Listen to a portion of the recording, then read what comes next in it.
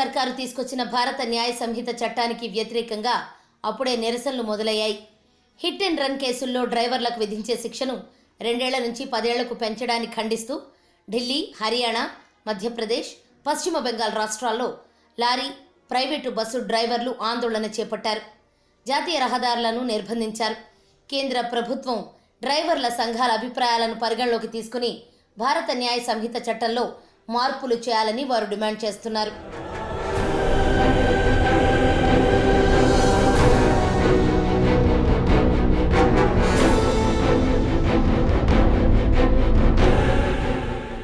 డ్రైవర్ల నిరసనతో ఆయిల్ ట్యాంకర్లు సైతం నిలిచిపోవడంతో ఇంధన కొరత ఏర్పడుతుందని వాహనదారులు ఆందోళన చెందుతున్నారు.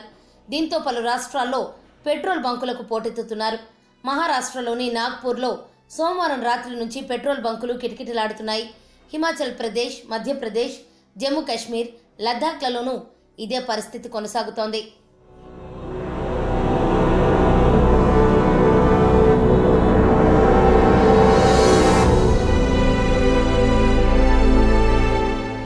కొన్ని చోట్లయితే పెట్రోల్ బంకుల వద్ద ఏకంగా 1/2 కిలోమీటరు మేర వాహనాలు బార్లు తీరాయి.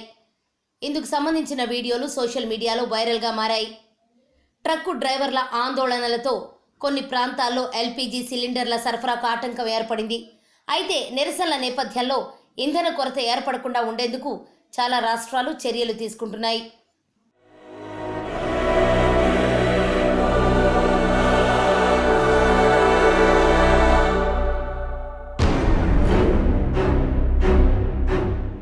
భారత న్యాయ సంహిత చట్టంలోని నిబంధన ప్రకారం రోడ్డు ప్రమాదాలకు కారణమైన వాహన డ్రైవర్లు ఘటన గురించి పోలీసులకు సమాచారం ఇవ్వకుండా పారిపోతే 10 ఏళ్ల జైలు శిక్ష, 7 లక్షల రూపాయల వరకు జరిమానా విధించే అవకాశం ఉంది. దీనిపై ట్రక్కులు, లారీలు, ప్రైవేటు బస్సు డ్రైవర్లు ఆందోళన వ్యక్తం చేస్తున్నారు. ఈ నిబంధన వల్ల కొత్త వారు ఈ వృత్తిని చేపట్టేందుకు ముందుకు రారని డ్రైవర్ల సంఘాలు చెబుతున్నాయి. ఉద్దేశపూర్వకంగా ఎవరూ యాక్సిడెంట్ చేయరని, ప్రమాదంలో గాయపడిన వ్యక్తిని ఆసుపత్రికి స్వయంగా తరలిస్తే మూకదాడి జరిగే ముప్పు ఉంటుందనే భయంతో తాము అక్కడి నుంచి వెళ్లిపోతామని డ్రైవర్లు చెబుతున్నారు.